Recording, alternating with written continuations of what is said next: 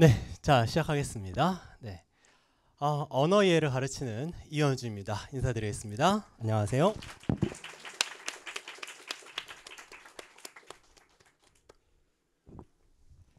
간단하게 제 소개를 하자면 저는 14년 동안 이 M사에서 언어 이해 압도적 1타였습니다. 물론 이제 이 굉장히 화려한 이력입니다. 근데 오늘 여기 온 거는 제 자랑하려고 한 게 아니라 여러분의 문제를 해결하고자 왔습니다. 자, 일단 우리 박준호 부원장님께서 여러분을 위해서 목표를 잘 설정해 주셨어요.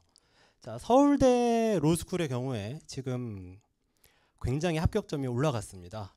그동안 17년 동안 16년 동안 올해 건 아직 안 나왔으니까 평균 합격점은 리트 합격점은 135점입니다. 리트 이 합격생 자료는 이 각 로스쿨 홈페이지에 공개가 되어 있어요. 근데 최근엔 135점이 아닙니다. 방금 들으셨죠? 네, 몇 점이라고 하시던가요? 스카이 합격생 평균이. 전체 평균은 127점. 그쵸? 그럼 언어를 한 3개 더 맞아야 한다는 얘기입니다. 추리도 3개 정도 더 맞고. 근데 스카이 로스쿨에 하기 위해서는 한 140 정도 맞아야 되는데 서울대 로스쿨에 하기 위해서는 아까 제가 쭉 봤는데 그건 안 나왔더라고요. 145.2점을 맞아야 했습니다. 2024학년도 기준으로요. 2023학년도 기준으로는 146점대였습니다. 자, 그러면 이제 우리가 한번 올해 또 새해가 시작됐고 목표를 한번 외치면 시작해 보도록 하죠. 언어 기준으로 한 언어 강사니까 6개 이상 더 맞으면 된다는 얘기거든요. 아시겠죠? 네, 그래서 이 언어는 평균보다 라고 하면 6개 이상 이렇게 해주시면 됩니다. 아시겠죠? 네, 그게 우리 올해 목표입니다. 아시겠죠? 자, 언어는 평균보다 좋습니다. 한 번 더 해주시면 참 감사하겠습니다. 언어는 평균보다 좋습니다. 이게 방금 이 박준호 부원장님께서 하셨던 이야기의 요약입니다. 기억해 주세요. 6개 이상. 그게 우리의 목표입니다. 3개 이상이면 합격. 4개, 5개 이상이면 인서울. 그런데 6개 이상 또는 8개 그렇게 하면 이제 이 서울대 로스쿨 가능합니다. 자, 그런데 말이죠. 평균보다 몇 개 더 맞는 게 그렇게 어려운 일인가요? 네, 엄청 어려운 일입니다. 이 바닥에는 굉장히 또 이제 어떻게 보면 이 오랜 시간 재도전을 계속 하신 분들이 계신데 참 이상할 정도로 이 평균에서 벗어나기가 쉽지가 않거든요.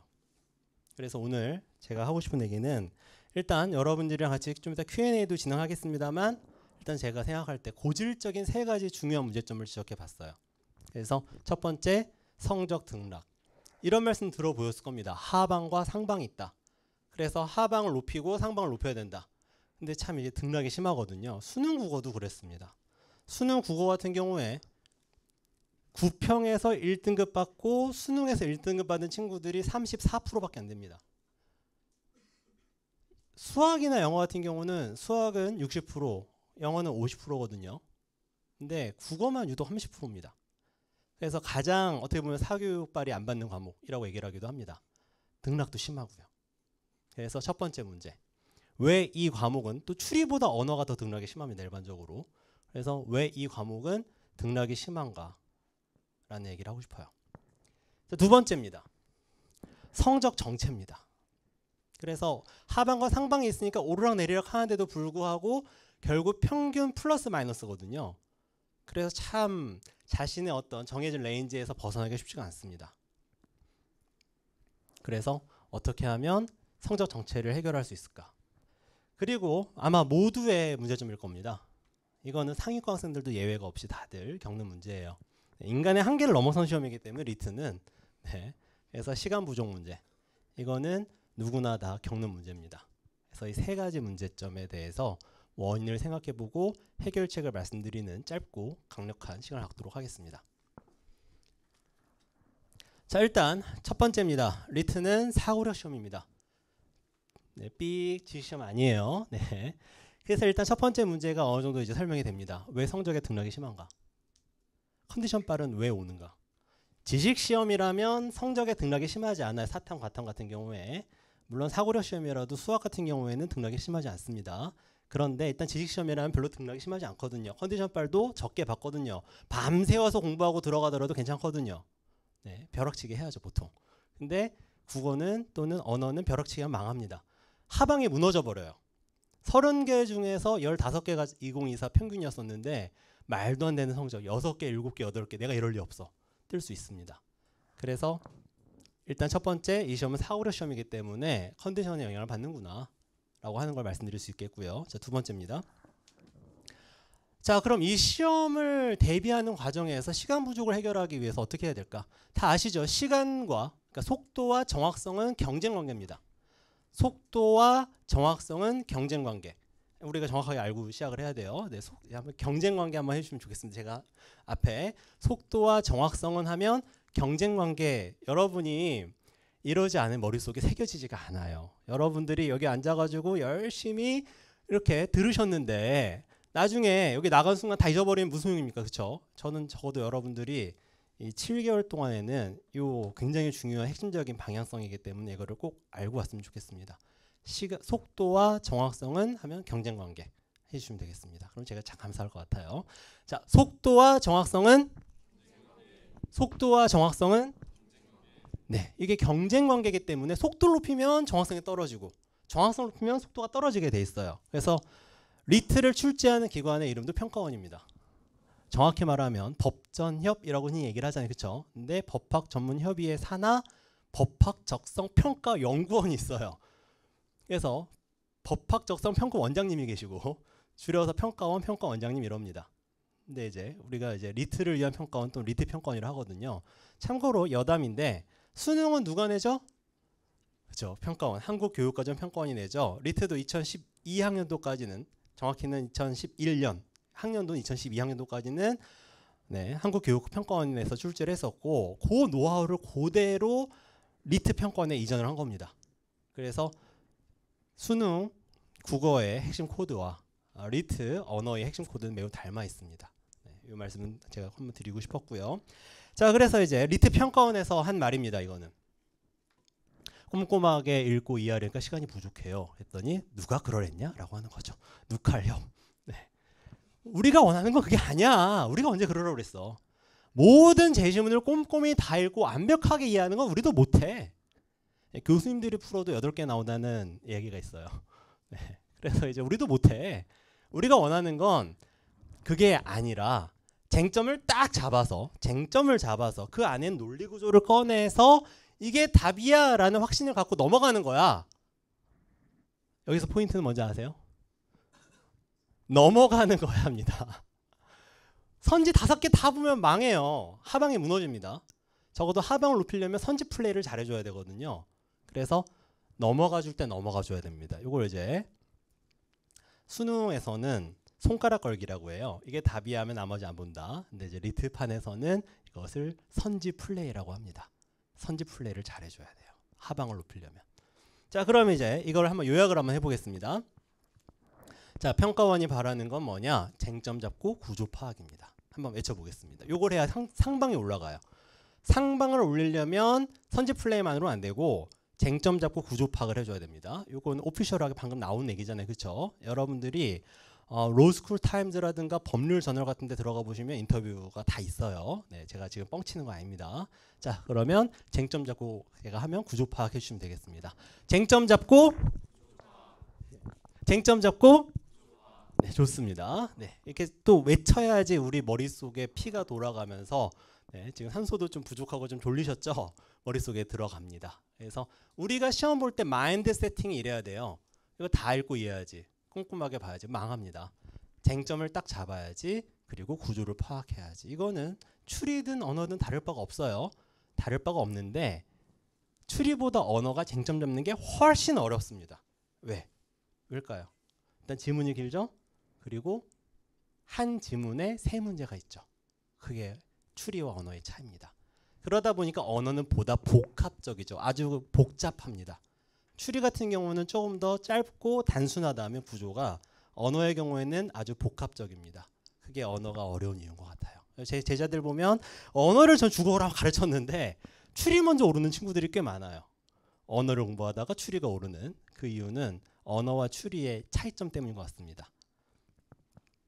자, 그래서 이제 우리의 질문은 이겁니다. 어떻게 하지 이거를? 네, 쟁점을 딱 잡고 구조를 파악해서 어떻게 해야지 이게 답이야라는 확신을 얻을 수 있을까? 선제 플레이를 할 수 있을까? 그래서 제가 이제 17년째 강의를 하고 있는데 네, 언어 이해를 거기에 대한 답을 두 글자로 말씀드리겠습니다. 답은 코드입니다. 물론 이제 다짜고짜 코드야 이러니까 이제 여러분들이 뭐지 싶을 수 있는데 17년 전에도 제 강의의 제목이 기출문제의 비밀 코드였었거든요. 그리고 17년이 지난 지금도 여전히 코드 얘기를 합니다. 아까 평균보다 6개 더 맞았는데 말씀드렸죠. 저는 평균보다 20개 더 많이 맞았습니다. 왜냐하면 그때는 언어 추론이 50문제였거든요. 네, 죄송합니다. 근데 그때 2등이 그때 15문제 맞았었거든요. 평균보다 15문제 더 많이 맞았었거든요. 그래서 압도적 1등으로 이제 이 미트 디트 합쳐가지고 전체 1등을 했는데요. 제가 그때부터 제가 하고 싶었던 얘기가 기출문제 속에는 코드가 있다라는 것이었는데 지금 방금 리드 평가원물과 비슷한 것 같아요. 쟁점 잡고 구조를 파악해야 한다. 근데 이게 잘 보이냐 안 보이냐의 차이거든요. 그래서 이거를 보려면 어떤 사고 체계를 갖춰야 되는데 그게 참 어려운 일입니다. 왜 어려울까요? 이 사고 체계를 이제 스키마라고 하는데 럼메라트라는 분이 만든 단어예요. 스키마. 그리고 그 제자가 이번에 노벨 물리학상을 받은 제프리 힌튼입니다. 힌튼의 제자가 이번에 이 챗 GPT를 만든 슈츠 캐버란 분이고요.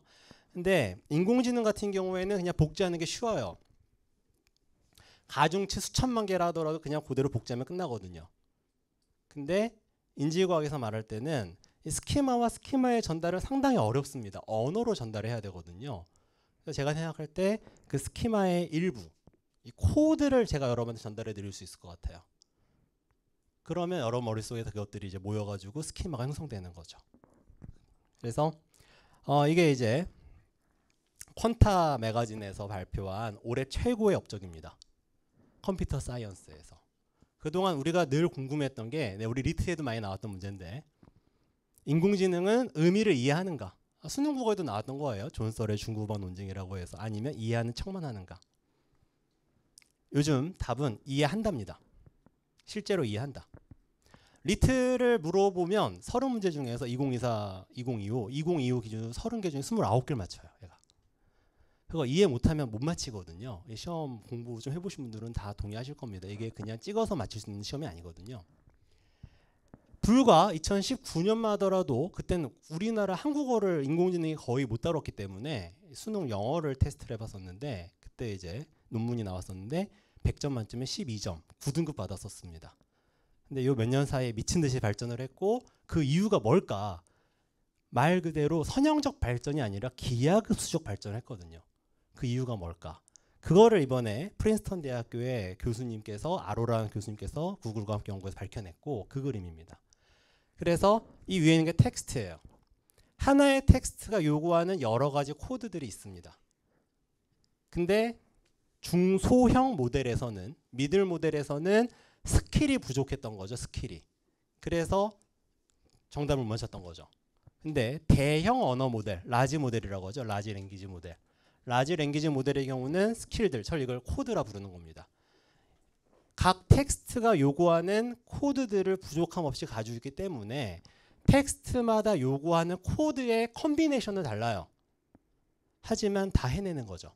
그 결과가 우리가 흔히 말하는 스케일링 법칙이라는 겁니다. 요즘 설명이 안 되는 게 뭐냐면 사이즈를 늘렸더니 학습 데이터 사이즈만 늘렸는데 성적이 막 올라가요. 점점.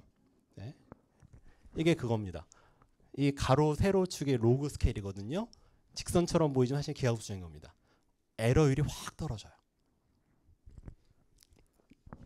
그래서 이게 그 논문입니다. 아로라 교수의 논문. 그래서 지금 현재 아주 돌파구를 열었다라고 얘기를 하는 건데 여러 텍스트가 요구하는 스킬들이 있는데 그 스킬들을 잘 조합하면 의미를 이해할 수 있고 문제도 잘 풀 수 있다는 거죠. 이거는 그동안의 제 경험과 아주 잘 일치합니다. 학생들은 언어의 성적이 비약적으로 올라갑니다. 그게 또 언어의 장점이에요. 참 안 올라가는데 어느 순간에 되면 갑자기 팍 올라가거든요. 이런 식으로요. 갑자기 팍 올라갑니다. 참 그동안 공부를 열심히 했는데도 이렇게 안 올라가다가 갑자기 어느 순간 비약적으로 성적이 향상하는 건 수능 국어든 언어 이해든 다를 바가 없어요. 2018학년도에 제가 이제 만점자 수능 점검 만점자 배출했던 그 친구는 이제 제가 쭉 1년간 데이터를 보니까 3등급에서 갑자기 어느 순간에 3, 4월 달에 뭔가 이제 이 이머전스가 되더라고요. 창발적으로 갑자기 성적이 확 올라가더라고요. 그래서 이제 인공지능 쪽에서도 이걸 이제 이머전스라고 합니다. 이머전스가 뭐죠? 창발성이라고 하는 거죠. 갑자기 나타난다는 겁니다. 비약적으로. 그러기 위해 두 가지가 필요한 거죠. 뭐죠? 하나는 코드를 갖추고 있어야 돼요. 다양한 코드를. 두 번째는 이걸 꺼내 쓸 수 있어야 됩니다. 자, 그러면 이제 인지과학이라고 하는 이 학문 영역에서는 인간지능과 컴퓨터지능이, 인공지능이 본질적으로 같다라는 걸 전제로 하거든요. 인지과학의 토대입니다. 그게. 그래서 그런 관점에서 본다면 우리도 이런 코드들을 잘 알고 있었을 때 해결할 수 있다는 거죠. 방금 이 친구 한번 얘기해 볼까요? 일부러 가져왔는데 2013학년도 수석했던, 제가 언어를 처음부터 잘했다면 이현정 선생님께 감사를 표현했을까요? 라는 얘기를 했는데 뭐 서리법이죠. 그럼 이제 이현정 선생님 때문에 잘하게 됐다라는 얘기잖아요. 그렇죠? 자, 요때는 이제 때문에라는 말을 쓴 겁니다. 좀 덕분에라는 말을 쓴 겁니다, 여러분. 자, 수강후기를 보면요, 두 부류가 있을 것 같아요. 하나는 이현준 때문에 붙었다.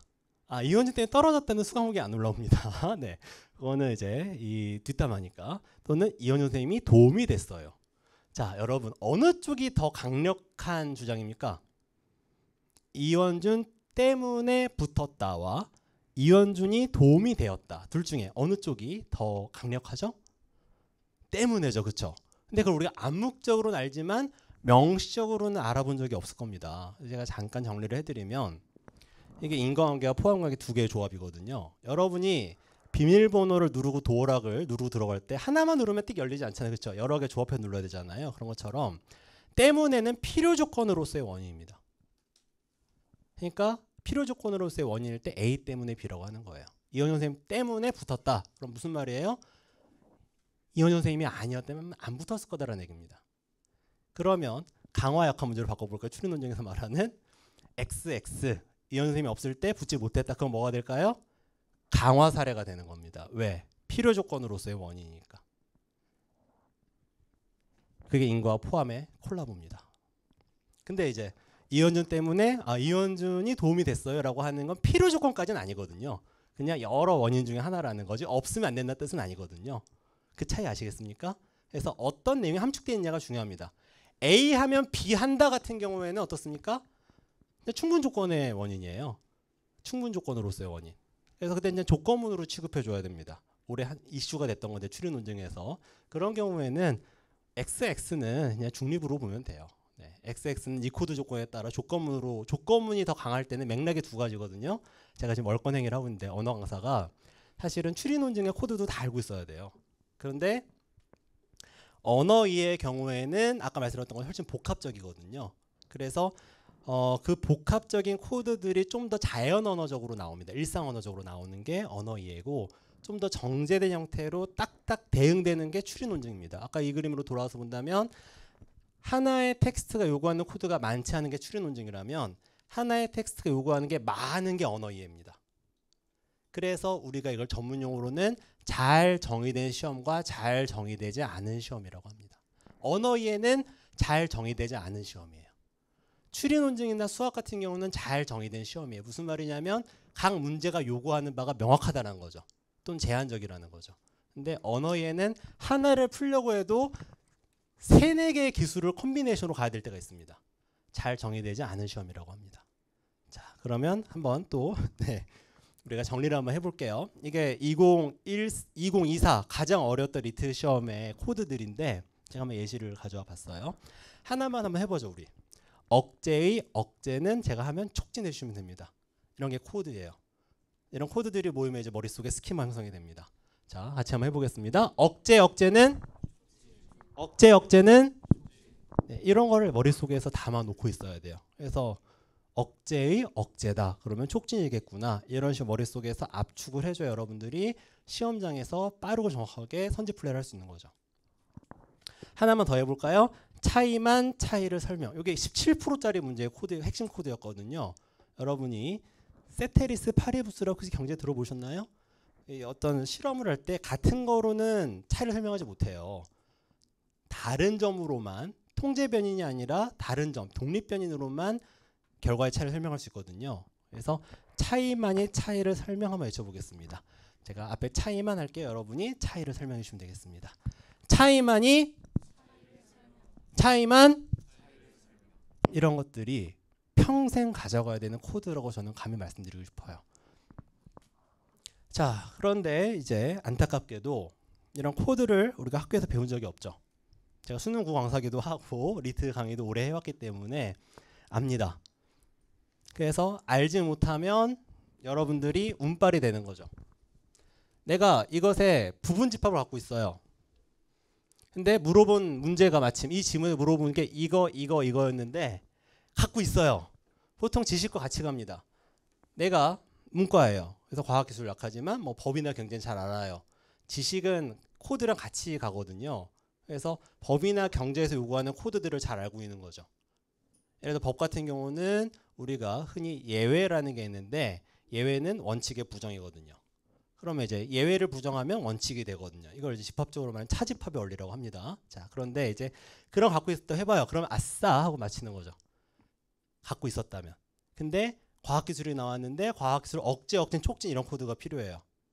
근데 갖고 있지 못했어요. 그럼 못 맞히는 거죠. 그걸 뭐라고 하냐면 운빨이라고 합니다. 어떤 텍스트가 나오냐에 따라 상당히 큰데 그거 아세요? 작년 리트 언어의 작년 아니죠? 아, 작년 맞네요 이제. 2025 학년도 언어의 법 지문이 몇 개 나왔는지 아세요? 한 개도 안 나왔습니다. 17년 동안 처음 봤어요. 법이 한 2지문은 나왔거든요. 근데 작년에 첫 지문이 보통 이제 로스쿨 교수님들 용어로 첫 지문을 드려요. 교수님들이 보통 첫 지문 보시고 법이 나왔고 이러시거든요. 근데 이번에 나온 게 법문학이었어요. 19세기 범죄 소설 법문학. 근데 그건 문학이죠. 그리고 또 한 가지 나왔던 게 미국 대법원의 판결이 우리나라 지금 헌법재판소 판결이죠. 네. 이 헌법 심사가 위원 심사가 여론에 미치는 영향이었어요. 그거는 사회학이죠. 무슨 얘기냐? 현행 법 지식을 안 물어볼 수도 있고 그건 법으로 정해놨고요. 그렇죠? 아예 법 영역 자체에서 벗어날 수도 있다는 얘기입니다. 법 사회학, 법 언어학, 법 역사, 법 철학 다양하게 낼 수 있거든요. 그래서 내가 만약 잘 알고 있는 게 나왔다면 아싸, 럭키, 비키 뭐 이렇겠지만 잘 모르는 게 나오면 하방이 무너지는 겁니다. 그걸 우리는 운빨이라 불러요. 자, 그러면 이제 운빨은 이런 것이라면 컨디션 빨은 뭐냐? 알고 있는데 꺼내 쓰지를 못하는 거죠. 체화는 영어로 embodiment라고 합니다. 내 몸의 일부처럼 쉽게 꺼내 쓸 수 있는 거죠.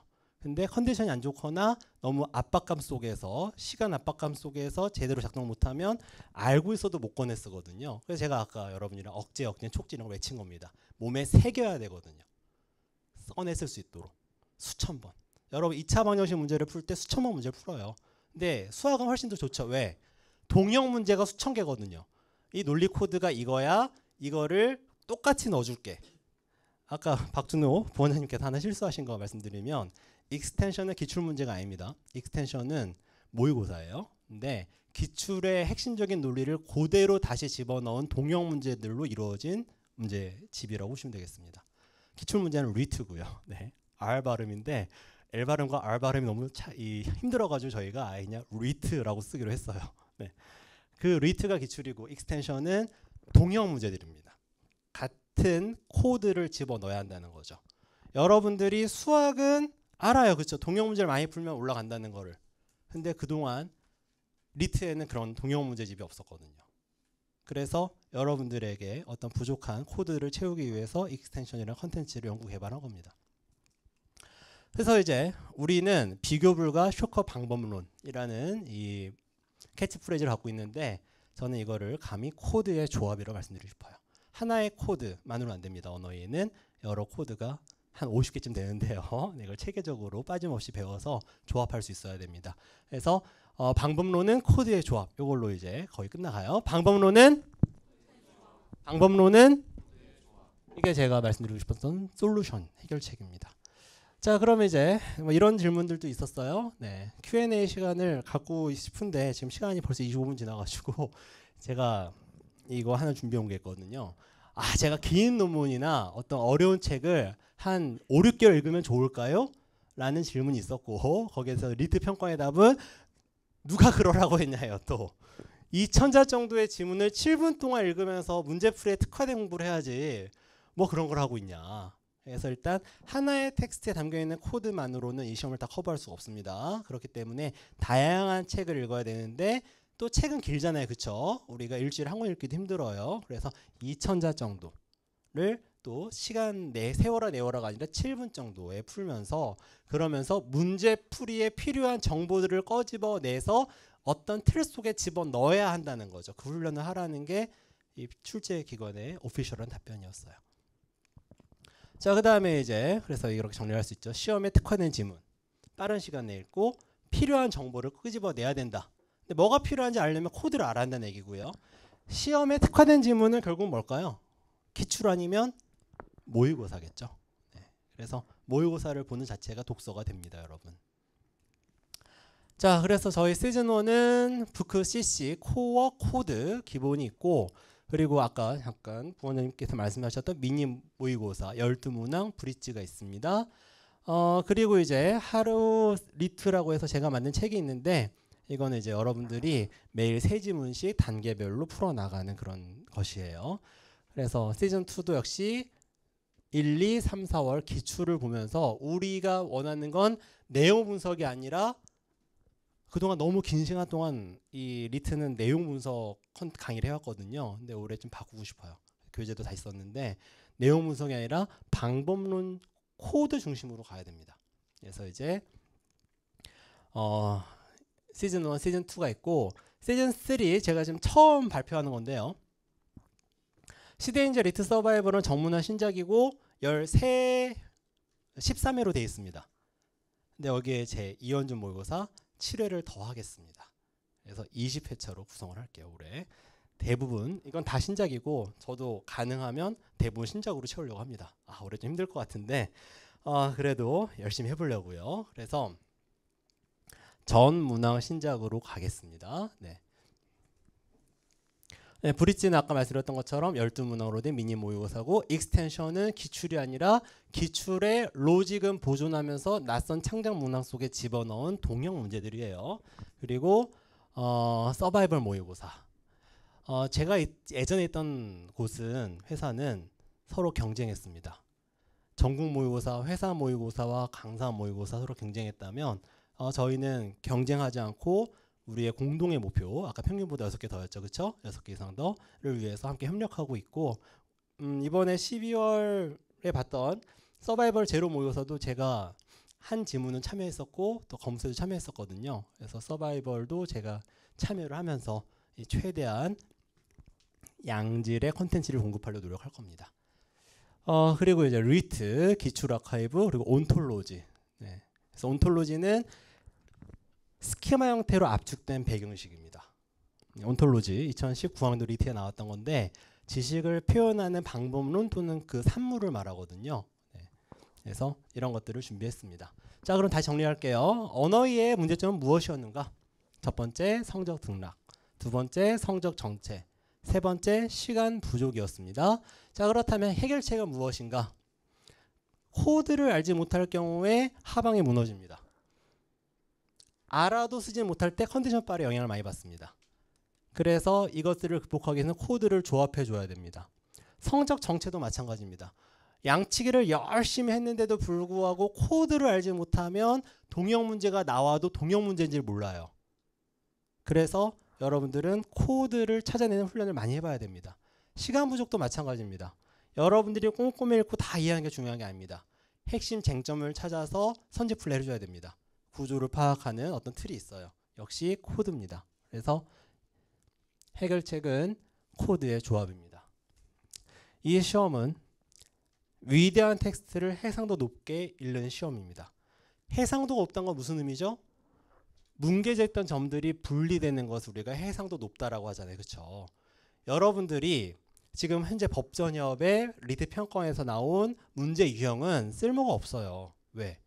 모든 지문 세트의 첫 문항은 정보의 확인과 재구성이거든요. 다. 그리고 거의 90%가 정보의 추론 그리고 정보의 평가입니다. 이 주제 요지 구조는 잘 안 써요. 이번에 2025학년도는 2문제밖에 안 나왔어요. 그런데 여러분이 틀린 이유는 되게 다양하거든요. 실제로는요. 여러분 상세 일치 문제를 틀렸을 때 그 원인을 잘 알기 위해서는 뭉개져 있던 것을 분리해야 됩니다. 아, 내가 어떤 코드가 부족해서 틀렸구나. 예를 들어 아까 기억나시죠? A 때문에 B 한다라는 말과 A가 도움이 됐다라는 말은 완전 다른 말이에요. 아시겠죠? 좀 가슴 아픈 예를 하나 지금 생각이 나가지고 좀 조심스럽게 든다면 이번에 참사가 있었잖아요. 그렇죠? 네, 그때 이제 둔덕 때문에 사고가 났다. 새 때문에 사고가 났다라는 말은 둘 다 참을 수 있습니다. 필요 조건으로서 원인은 하나여야 되는 건 아니거든요. 네, 그런 것들이 이제 어떻게 보면 언어에 대한 민감도 또 해상도가 높아지는 작업이에요. 아시겠죠? 그래서 그런 해상도가 높게 글을 읽어야지 여러분들이 좋은 성적을 받을 수 있을 뿐만 아니라 앞으로 미래 사회를 열어가는 시대가 요구하는 인재가 되실 수 있을 겁니다. 자, 그러면 이제 저는 마치도록 할게요. 예, 여러분 한 번만 더. 네, 평균보다 몇 개라고 했죠 아까? 네, 6개 이상. 네, 다시 한번 우리 새해 결심을 다짐하면서 마치도록 하겠습니다. 평균보다 6개 이상입니다. 8개 마셔도 돼요. 네, 그러면 이상으로 마치겠습니다. 감사합니다. 네.